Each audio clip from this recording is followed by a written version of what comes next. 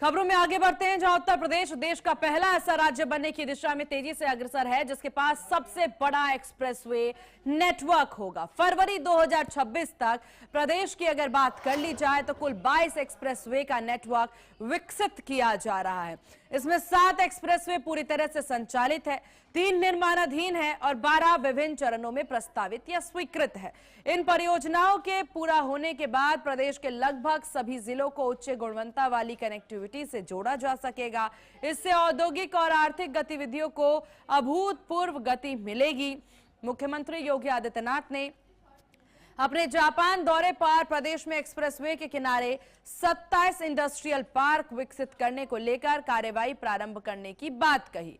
साथ ही उन्होंने industry leaders से प्रदेश में निवेश का आह्वान किया। वर्तमान में Purvanchal expressway, Bundelkhand expressway, Agra Lucknow expressway, Yamuna expressway, Delhi Meerut expressway, Noida expressway और गोरखपुर लिंक एक्सप्रेसवे वो पूरी तरह से चालू हैं। ये एक्सप्रेसवे न केवल प्रदेश के पूर्वी और पश्चिमी हिस्सों को जोड़ते हैं बल्कि राष्ट्रीय राजधानी क्षेत्र से सीधी और तेज कनेक्टिविटी भी सुनिश्चित करते हैं और इसीलिए ये एक बड़े प्रोजेक्ट के तौर पर देखा जा रहा है। 2026 तक कनेक्टिविटी का और नया रिकॉर्ड बनता नजर आ रहा है। औद्योगिक क्रांति के लिए ये एक बड़ी दिशा, एक नई दिशा मानी जा सकती है जब यहाँ पर आवागमन सुगम होता नजर आ रहा है। और इस विषय पर ज्यादा जानकारी के साथ संवाददाता पुनीत मोहन हमारे साथ बने हुए हैं। पुनीत, जब हम बात करते हैं कि उत्तर प्रदेश में विकास की बयार बहेगी तो सबसे पहले जिक्र होता है कि आवागमन की सुगमता किस प्रकार से है और 2026 में इसे लेकर के बड़े रिकॉर्ड्स बन रहे हैं। जी बिल्कुल, जिस तरीके से उत्तर प्रदेश औद्योगिक प्रदेश बनने की ओर अग्रसर है, आप देखिए कि अगर हाईवे की कनेक्टिविटी बेहतर नहीं होगी तो जाहिर तौर पर जो लॉजिस्टिक है, जिसे आम भाषा में माल ढुलाई कहते हैं, ये काफी महंगी होगी। ट्रांसपोर्टेशन का अगर खर्च बढ़ेगा तो जाहिर तौर पर जो औद्योगिक घराने हैं वो उत्तर प्रदेश की ओर मूव करने में उनको दिक्कत होगी। पहले की असहजता देखिए कि जो रोड होती थी वो या तो 4 लेन होती थी या जिलों से होकर के गुजरती थी, जिसमें जो बड़े मालवाहक वाहन है जो काफी बड़े होते हैं, लॉजिस्टिक ट्रक वगैरह होते हैं, ऐसे में जब वो कहीं मूव करते थे एक स्थान से दूसरे स्थान तो जाम इत्यादि लग जाता था, कई जगह उनका चालान हो जाता था, जिसके चलते जो औद्योगिक घराने थे उत्तर प्रदेश में आने से कतराते थे। लेकिन अब जिस तरीके से मुख्यमंत्री योगी आदित्यनाथ 2017 के बाद से लगातार प्रयासरत है कि उत्तर प्रदेश को औद्योगिक प्रदेश में परिवर्तित किया जाए। आप देखिए कि 22 एक्सप्रेसवे पूरी तरीके से आप देखिए प्रस्तावित है, इसमें से 7 चालू हैं, 3 निर्माणाधीन हैं और 12 विभिन्न चरणों में प्रस्तावित है। इनका भी निर्माण कार्य जल्द शुरू किया जाएगा। यानी कि औद्योगिक घरानों को अपनी ओर आकर्षित करने के लिए, उत्तर प्रदेश में औद्योगिक इकाइयों को बढ़ाने के लिए, नए रोजगार सृजन करने के लिए कहीं ना कहीं सरकार एक सार्थक प्रयास कर रही है। देखिए उत्तर प्रदेश पूरे देश की सबसे बड़ी आबादी वाला राज्य है। ऐसे में यहाँ पर जो युवा विंग है, जिसको हम सीधे तौर पे कह सकते हैं कि एक युवा फोर्स है, वो भी काफी ज्यादा मात्रा में है। और ऐसे में जब यहाँ पर मन मुताबिक रोजगार नहीं मिलता है तो जो पढ़े लिखे युवा हैं वो दूसरे प्रदेशों को या दूसरे देशों की ओर मूव करते हैं। ऐसे में जो सीधे तौर पर अगर नए रोजगार सृजन होंगे तो उनको अपने ही प्रदेश के अंदर एक बेहतर नौकरी का भी ऑप्शन मिलेगा।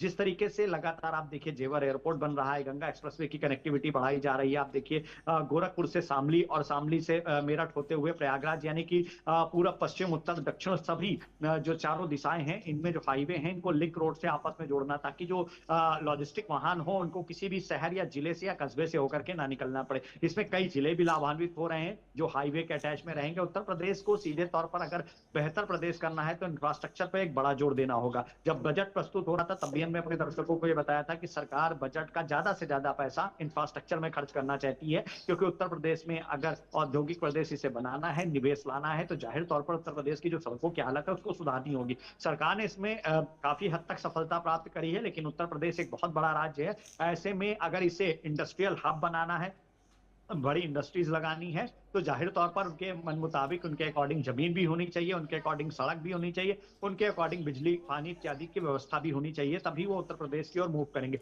फिलहाल जिस तरीके का आपने मुख्यमंत्री का दौरा सिंगापुर का देखा, जापान का दौरा देखा, हजारों करोड़ के जो MOU साइन हुए हैं, धरातल पर उन्हें लाने का प्रयास शुरू कर दिया गया है। जिस तरीके से मुख्यमंत्री योगी आदित्यनाथ ने कल मीडिया को बताया कि किस तरीके से जापान का दौरा रहा, किस तरीके से उनकी मुलाकात हुई है और क्या कमिटमेंट हुए हैं और कितने MOU साइन हुए हैं, अब अगर इन्हें धरातल पर लाना है तो वास्तविक स्थिति से गुजरना होगा, और वास्तविक स्थिति यही है कि सबसे पहले एक्सप्रेसवे जितने हैं उनको एक दूसरे से कनेक्ट करना होगा, ताकि जो बड़े लॉजिस्टिक वाहन हैं उनको किसी भी जिले कस्बे का सहारा ना लेना पड़े। और जो बिल्कुल पुनीत, और 22 एक्सप्रेस वे का जो लक्ष्य रखा गया है उत्तर प्रदेश सरकार के द्वारा, और इसमें से कई सारे संचालित भी हैं और यहाँ पर दुरुस्त होना भी बेहद जरूरी हो जाता है, तो इसको लेकर के किस तरह का रोड मैप नजर आ रहा?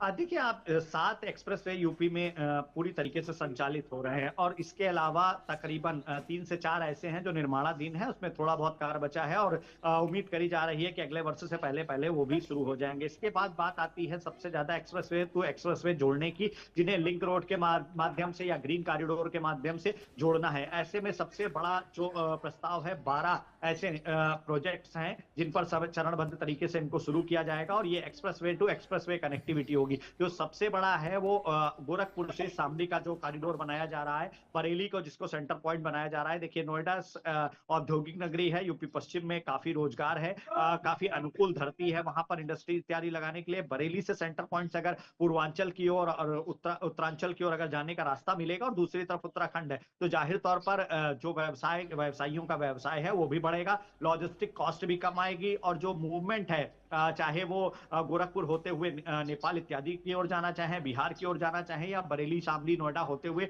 दिल्ली होते हुए पंजाब की ओर जाना चाहे, तो जाहिर तौर पर एक जब एक्सप्रेसवे टू एक्सप्रेसवे कनेक्टिविटी रहेगी तो लॉजिस्टिक वाहन की जो कॉस्ट है वो भी कम आएगी, और ऐसे में एक्सप्रेसवे का एक जाल कहीं ना कहीं सुगम यातायात भी प्रदान करेगा। इसको लेकर के तमाम तरीके के प्लान्स आप देखिए कि योगी सरकार लगातार बना रही है। गंगा एक्सप्रेसवे इस बात का उदाहरण है, और जेवर में जो एयरपोर्ट बन रहा है वो एक उत्तर प्रदेश का मुख्य आकर्षण केंद्र रहेगा, क्योंकि जिस तरीके से मुख्यमंत्री योगी आदित्यनाथ ने जापान में स्पीच देते हुए कहा कि जेवर एयरपोर्ट के पास में हमने एक अच्छी लैंड आपके लिए रख रखी है, आप आइए यहाँ पर रोजगार करिए। जिस तरीके से लोगों को आमंत्रित किया गया है, सीमा, इस बात को समझना होगा कि अगर उत्तर प्रदेश की धरती पर औद्योगिक विकास कराना है, लेकिन पुनीत हमें यह भी समझना होगा, विपक्ष के पास कई तरह के आरोप है, जैसा कहना है कि कागजों पर ये दौरे देखने को मिल रहे हैं, ग्राउंड जीरो पर ये काम कब तक होता है ये देखने वाली बात होगी। हालांकि इन्वेस्टमेंट की बात जरूर कही जाती है, तमाम देशों से जाके मुलाकातें जरूर होती है, लेकिन धरातल पर आने में समय लगता है। जी बिल्कुल, देखिए 2027 में विधानसभा का चुनाव है, और ऐसे में अभी जो एमओयू साइन हो रहे हैं, जो कमिटमेंट किए गए हैं, उनको पूरा करने का वक्त बहुत कम है। लेकिन उत्तर प्रदेश की सरकार, विशेष रूप से मुख्यमंत्री योगी आदित्यनाथ 2030 तक उत्तर प्रदेश को 1 ट्रिलियन इकोनॉमी में कन्वर्ट करना चाहते हैं। उसके लिए सरकार प्रयासरत है, क्योंकि भारतीय जनता पार्टी पूरी तरीके से आश्वस्त है कि उत्तर प्रदेश में तीसरी बार उनकी सरकार बनने जा रही है। ऐसे में वो तैयारियां अभी से कर रहे हैं। पूरे देश में भारतीय जनता पार्टी एक ऐसी पार्टी है जो हर वक्त चुनावी मूड में रहती है और हर वक्त चुनाव के लिए तैयार रहती है। अब इस बात को समझिए कि जो उनका विजन है वो काफी बड़ा है। मुख्यमंत्री की बात करें या उप मुख्यमंत्री केशव प्रसाद मौर्य की बात करें, उन्होंने तो साफ तौर पर सदन में कह दिया था कि 2047 तक समाजवादी पार्टी नहीं आएगी राज्य में, और केंद्र में कांग्रेस 2047 तक आने का सपना ना देखे। तो जाहिर तौर पर जिस तरीके से जो विजन और जो टारगेट लेकर के भारतीय जनता पार्टी के लोग चल रहे हैं, ये आगे के लिए कार्य कर रहे हैं। बिल्कुल, काफी दूरगामी टारगेट है ये। पुनीत, आप नजर बना के रखिएगा और भी महत्वपूर्ण विषयों पर आपसे जानकारी लेंगे।